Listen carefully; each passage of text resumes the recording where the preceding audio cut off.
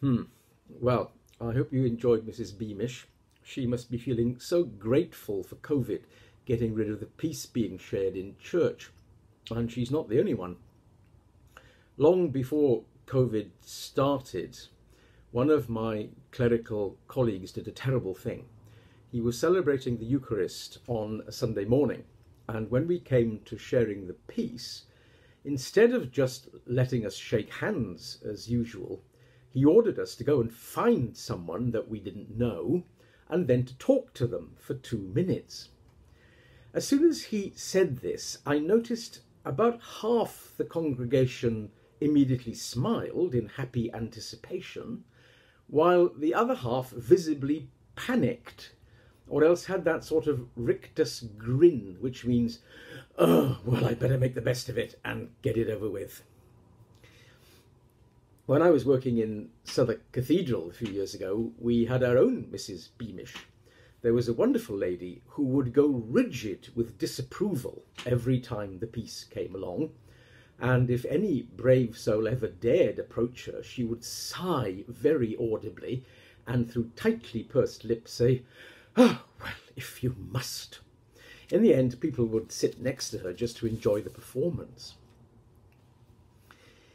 If you are uptight about your personal space, you should be grateful it's not like the early church, when the kiss of peace really was a kiss. Several times in the epistles we are commanded to kiss one another, and it meant a proper smacker on the lips.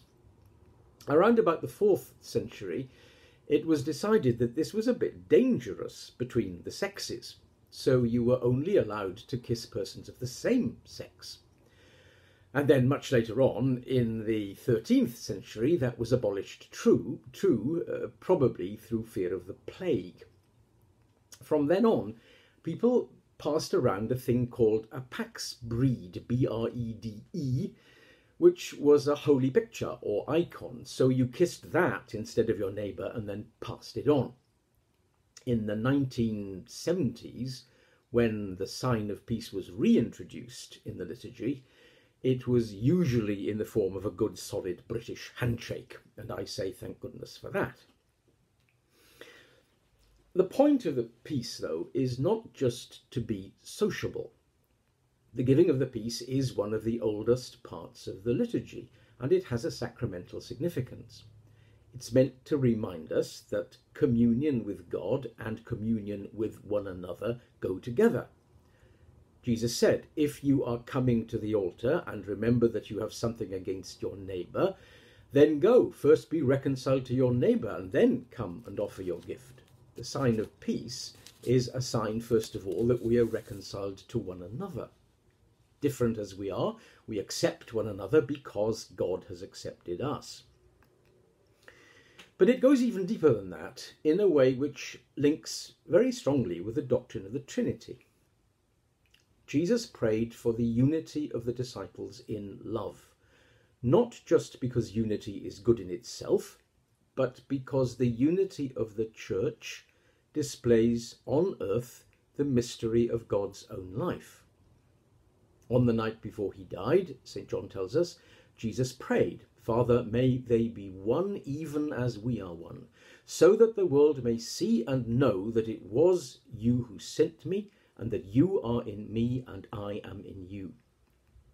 Our unity in diversity, our love for one another, which unites us despite our real differences, is the best possible witness to the God who is also unity in diversity, uniting 3 persons in one eternal love. The church only exists, in fact, to be a witness and a training ground for the Trinity. The church is a sort of kindergarten where we struggle to take our first steps in real loving, so that one day we might actually be ready to be absorbed into the life of the Trinity, which is what heaven is. And that's why the church is so awful, so full of childish tantrums and squabbles. If you take a random set of people and expect them all to get along together, you can hardly expect anything else. But that's what's so important, learning how to live with our differences in love, building unity in diversity instead of isolation in chaos. And in doing that, what we are actually learning is how to be in heaven. But it's hard because, of course, we are fallen creatures. And the root of our fallenness is that we are egocentric instead of other-centric. Other people are risky and demanding. Love can hurt, and it's not surprising if sometimes we'd rather put up barriers and protect ourselves. C.S. Lewis wrote something which we all have to learn.